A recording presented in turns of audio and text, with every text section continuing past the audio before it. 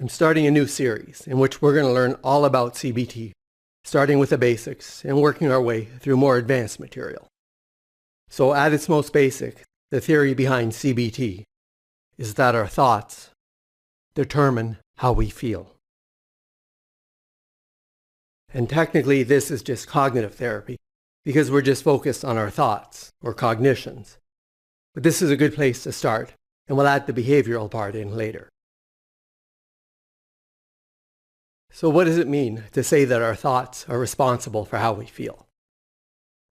Well, we often assume that external situations cause our feelings and emotions. Something bad happens, and so we feel sad. Something good happens, and so we feel happy. Something stressful is coming up, and so we feel anxious. Someone does something mean or is inconsiderate, so we feel angry. But according to CBT, the situation itself doesn't cause how we feel. It's our thoughts about the situation that determine how we feel. So situations lead to thoughts about these situations, and then it's these thoughts that lead to our feelings. And because the situations, thoughts, feelings model doesn't sound that catchy, we call this the ABC model. So at A, we start with an activating event or antecedent. Something happens, someone says or does something. In other words, there's a situation at A.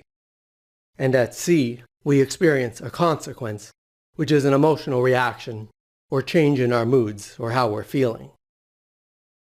And this consequence is determined not by the activating event at A, but by the beliefs or thoughts we have about the activating event at B. So A leads to B, leads to C, and our thoughts determine how we feel. So situations and events themselves don't cause how we feel, but of course situations influence how we feel. Some situations are more likely to make us happy, and others more likely to make us sad, or anxious, or angry, for example.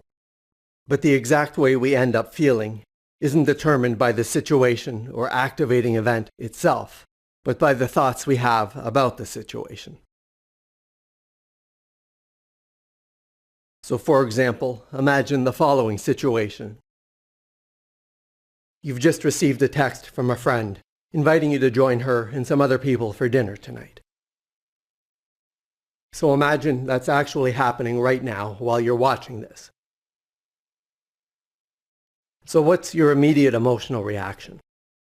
A common emotional consequence of a situation or activating event like this would be to feel happy or excited. But that's not the only way you could feel in response to this activating event. Maybe instead you feel anxious. Or you could be annoyed or angry. Or you could even be sad. The reason we can have all of these different emotional consequences to the same activating event is because we can have all sorts of different thoughts or beliefs in response to the activating event. And it's these thoughts and beliefs that determine how we feel. So if this activating event triggers a thought or belief like, oh, that's so nice, it'll be fun to have dinner with them tonight, then as a consequence, we'll feel happy or excited. But if instead we react with a thought like, I'm so uncomfortable hanging out in groups, I never know what to say, then as a consequence, we might feel anxious and maybe a little sad. Or maybe we have a thought like, I hate last-minute plans. She should have let me know sooner. And so as a consequence, we feel annoyed or a little angry. Or maybe we have a thought like, I can't say no, but I was really looking forward to not doing anything tonight and just having some time to myself. And so as a consequence, we feel a little sad. So the same activating event or situation at A can lead to any number of different consequences or feelings or emotions at C, depending on our thought or belief at B. So at its most basic, the theory behind CBT is that our thoughts determine how we feel. And this leads to the catchphrase of CBT: when you change the way you think, you can change the way you feel. And so one of the main things we focus on in CBT is how to change our thoughts at B so that we end up feeling differently at C. And we're going to look at how we can change our thoughts in more detail in a video I have coming up. So don't forget to subscribe. But let's do a quick example here. So there are two broad ways we can change our thoughts. First, we can simply replace a thought we're having with a new thought that's more accurate and fits the situation better. Or, instead of completely replacing a thought, we can modify an existing thought to make it more accurate and fit the situation better. So, replacing a thought.